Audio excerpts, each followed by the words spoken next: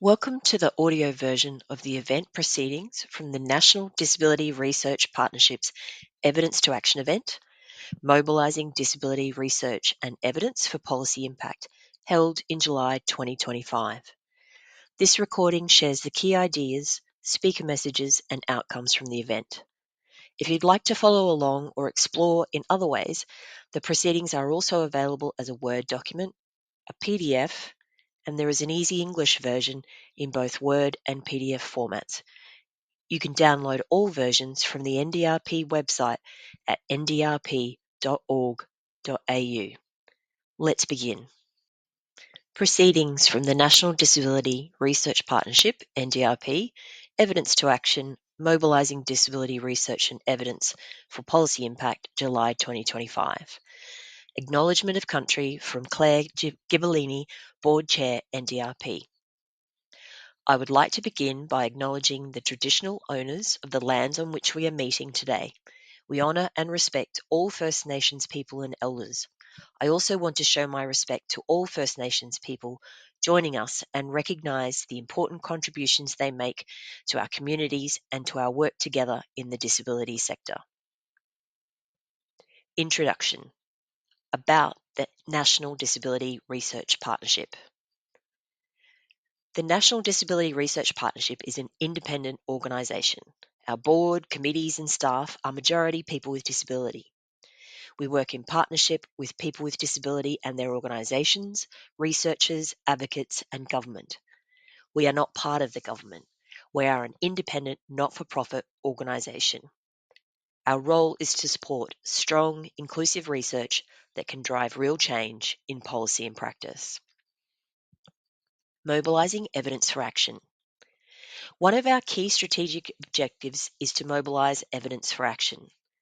Mobilising evidence for action means quality research is used to inform real-world changes that help people with disability. This means making sure findings from research are used to improve policy, practice and programs. One of our initiatives is to hold evidence to action events.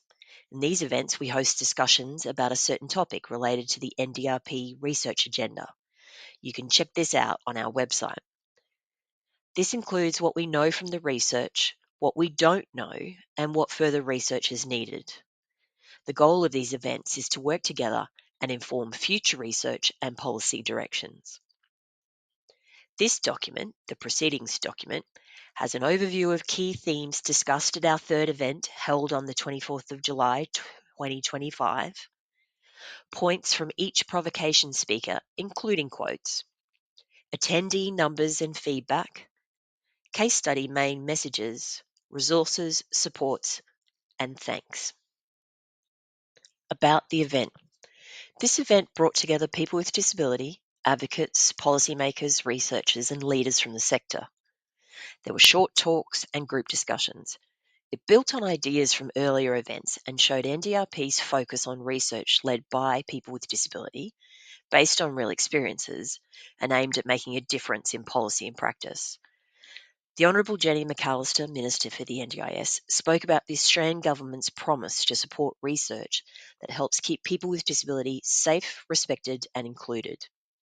A quote from the Senator includes, "Research that demonstrates what would work to deliver culturally safe services and supports in remote areas would help me think about how I could work with the NDIA, my department and state and territory colleagues to scale those ideas more broadly." End of quote. Three speakers, Jane Spring AM, Chair of Australia's Disability Strategy Advisory Council, Professor Sally Robinson, NDRP Research Committee member, and Natalie Wade, Associate Commissioner of the NDIS Quality and Safeguards Commission, shared their views to inspire new ways of thinking. All the ideas and suggestions from this event will help shape future resources, advice and funding, making sure that research led by and for people with disability is supported, valued and put into action. About the provocations. Provocation means doing or saying something that causes a reaction, often by making people think, question, or feel strongly about an issue. In the context of this event, a provocation was to spark conversation or challenge people to see things in a new way. Our three speakers encouraged everyone to question the past and think about how systems, funding, and working together might need to change. Jane Spring AM. Jane's 4 points were: governments say they want evidence-based policy, but decisions are frequently influenced by narrative, urgency, budget cycles, and politics. Jane's second point was: inclusion isn't just a value, it's a method. People with lived experience should be engaged as co-designers and co-evaluators, not just participants. Jane's third point: research priorities should be shaped by the questions and barriers that people with disability want to address. Jane's fourth and final point: people with disability should be in leadership roles that set research, frameworks, and priorities. And a quote from Jane: when you include people with disability at the start, you don't just get more inclusion, you actually get better questions. You get research that's grounded in everyday experience and not just academic curiosity. End of quote. Sally Robinson was the second provocation speaker, and she also had 4 points. Inclusive research methods are essential for capturing the true experiences and needs of people with disability.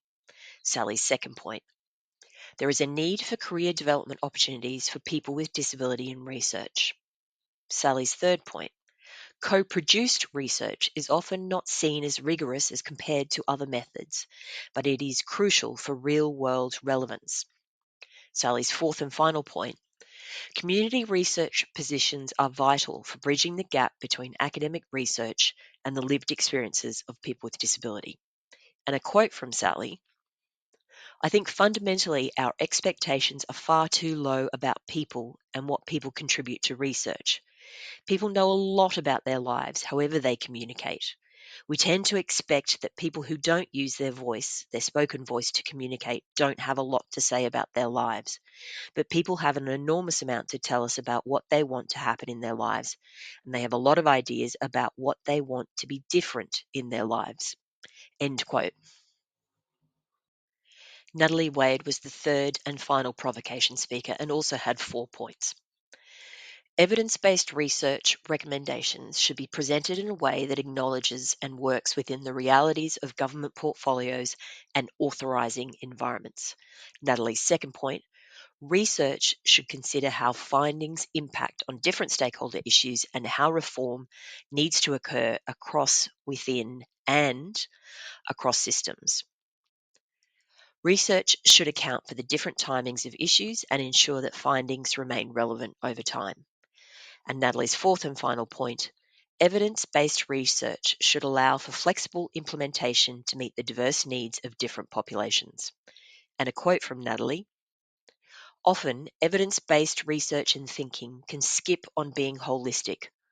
Often it can be very specialised and very expert, which is very important, but it's not always presented in a way where it is clear for policymakers and lawmakers to be able to balance different stakeholder issues, to cohesively agree across many different intersecting issues that may be embroiled, or how it will be funded across the whole. End quote. Throughout part one, speakers explored what it really takes to move from good research to real change. The clear message: disability research must be led by lived experience, built in partnership, and used to shift systems, not just produce reports. Attendees event registrations.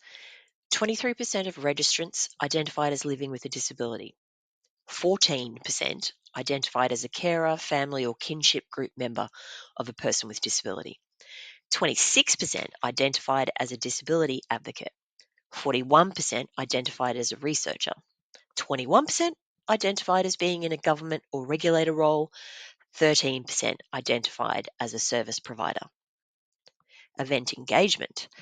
Attended Part 1, 253 attendees, and Part 2, 88 attendees.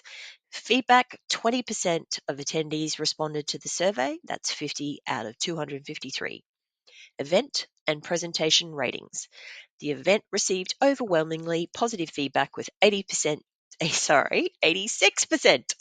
rated the event as excellent or very good, and 65% gave the presentations and discussions a 5 out of 5 rating. 27% gave it 4 out of 5. Breakout room discussions, mobilising disability research and evidence for policy impact. In part 2 of the event, people joined small breakout rooms to explore a fictional case study based on real-world issues. The case study was about a research project focused on improving employment outcomes for young people with disability. Each group used the same story to spark discussion on what helps research lead to action. A made-up example was used so everyone could discuss real challenges. The case study project featured strong co-design between researchers, young people, advocacy organisations and government partners. It highlighted barriers such as disconnected systems, low expectations in schools, and a lack of clear pathways from education to employment. Despite producing practical, accessible outputs, the research stalled when the government department backing it restructured and shifted focus. People reflected on what enabled inclusive research, what blocked impact, and what advice they would give to researchers, policymakers, and advocacy organisations. The session underscored the need for early partnerships, sustained support, and shared responsibility to ensure disability research leads to lasting change. Table 1 brings together key messages from NDRP's 2 Evidence to Action events in May and July 2025. It shows what people told us helps and hinders the use of disability research in policy and practice, and what needs to change. Table 1, what we've heard about knowledge mobilisation. There's 3 columns in the table. The first one is what works, second is what gets in the way, and the third one is what we're learning. I'm going to read to you, and congratulations if you're still here, I'm going to read to you row by row. So first up, what works? Start together, not just end together. Research has the greatest impact when people with disability, policymakers, and researchers are involved from the beginning, not just consulted at the end. So what gets in the way? Fast-moving policy cycles versus slow research timelines. Decision makers often need answers quickly, while research processes can take time. So what we're learning is that real partnerships are the way of working, not a one-time meeting. And embedding collaboration between policymakers, researchers, and people with disability from day one is essential. Let's move on to row 2. So what works? A shared purpose and strong relationships. Long-term connections between researchers, policy teams, and community advocates create the trust and understanding needed to use evidence effectively. So what's getting in the way? Rigid systems, procurement, funding, and ethics processes can prevent meaningful co-design and shared decision-making. What we're learning is that mobilising evidence means shaping research together. It's not just about sharing findings, it's about designing research that's ready to be used. Let's move on to row 3. What works? Clarity, accessibility, and timing. Research that is clear, timely, and speaks directly to the real questions people and governments are asking is more likely to shape decisions. So what gets in the way? Tokenism and missed follow-through. Involving people with disability without real influence or follow-up undermines trust and impact. So what we're learning is that advice for researchers is work with policy, not just about it. Understand policy context, timelines, and the formats decision makers use. Build in co-design with government and community. Let's move to row 4. So what works? Disability-led design. Research is more relevant, inclusive, and powerful when people with disability help shape the priorities, methods, and findings. So what gets in the way? Invisible or excluded voices. When research overlooks lived experience, especially at intersections, it fails to reflect reality. So also what gets in the way is the barriers to access and understanding. Jargon, academic formats, and paywalls make research hard to use for many. So what are we learning? Advice for policymakers is listen to different kinds of knowledge, recognise the value of lived experience alongside data, create space for disability-led research in strategy, program design, and reviews. And finally, change is possible when we bridge lived experience and system design. When people with disability and policy leaders shape research together, we get better questions, clearer answers, and more equitable outcomes. Supports. While this event focused on why research needs to matter, we acknowledge that some of the content may have been challenging. Discussions include personal experiences, systemic barriers, and the impact of exclusionary policies and practices. If you feel upset or need support, check out our website for services that can help. And feedback. We invite feedback on all aspects of our work. Please access the event feedback survey via a link on our NDRP website. Acknowledgement and thanks. The NDRP would like to extend our heartfelt thanks to our collaborators, all speakers, breakout room facilitators, our access and inclusion partners, and attendees who made this event a success. For more information, check out the National Disability Research Partnership website, where you can find our email, our phone number, a link to our Evidence to Action page, and our YouTube playlist. Thanks for listening.